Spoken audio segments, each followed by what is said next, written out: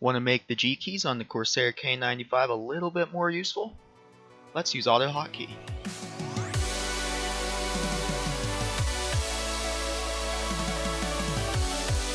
The 18 macro keys on the K95 are really useful, but only if you use them. I didn't really like the software that came with the K95 for recording these macros, and I wanted to use Autohotkey. The problem was Autohotkey wouldn't recognize the G keys when I was pressing them. I had to come up with a solution, and this is my workaround. Instead of trying to get Autohotkey to recognize the G keys, I thought the easiest solution would be to have the G keys press another key combination, and have that key combination trigger Autohotkey. To save you some time, I exported my G keys into the zip file that's linked in the description.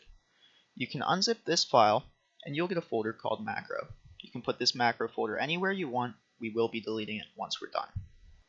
Now that you have the macro folder, you can open up your Corsair K95 keyboard configuration with that little shortcut that it puts in the tray. If you don't have this installed, you will need to install it from the Corsair website. Once you have this, you can right-click on each G key and click Import. Once you navigate to the macro folder that you just unzipped, just match up the numbers. So G1, you want F01. Do this for every key.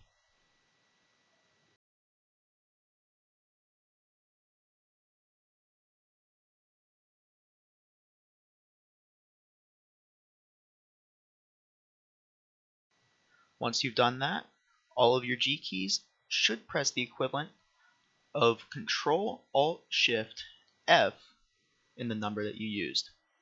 A lot of people don't know that you actually have F1 through F24, even though most keyboards only show F1 through F12. Because of this, we don't have to stop at 12, and at G13, we can actually have it press Control-Alt-Shift-F13, and that does go all the way up to 18.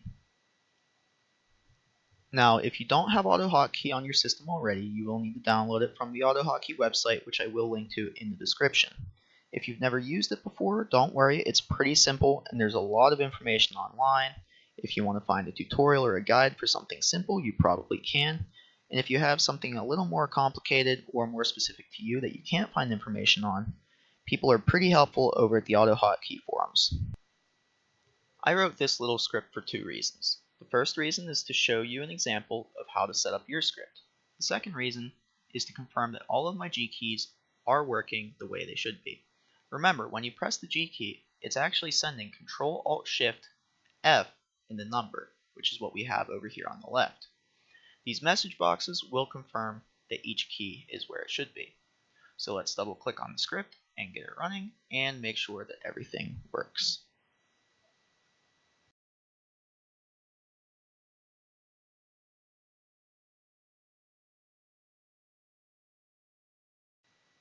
So it looks like each of our G keys is being recognized by Autohotkey, and now it's time to write some macros that'll make your life easier.